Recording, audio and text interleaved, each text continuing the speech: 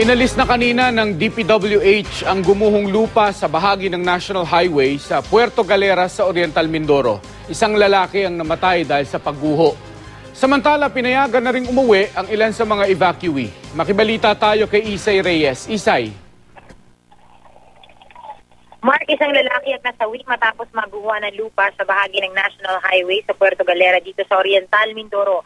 Kinilala ang 20 taong gulang na si David Blanca. Natutulog daw si David o si David sa loob ng kanilang pwestong tiyangge sa highway. Hindi naman alam ng kanyang ama na narito pala siya dahil iniwan niya raw ito sa ligtas na lugar. Nagulat na lamang siya nang makita niyang nasa tabi ng gumuhong lupa ang tsinelas ng anak.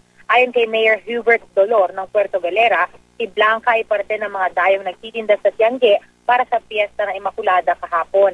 Noong Sabado pa raw pina-evacuate ang mga ito.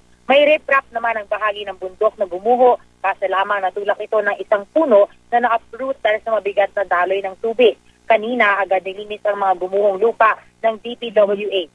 Buong araw na nakaranas ng masamang panahon ang buong bayan ng Puerto Galera, maging ang iba pang bayan sa Oriental Mindoro. Sa kabila nito, Mark, wala nang banta ng storm surge, kaya pinayagan ng magsibalikan ang mga nakatira sa coastal area.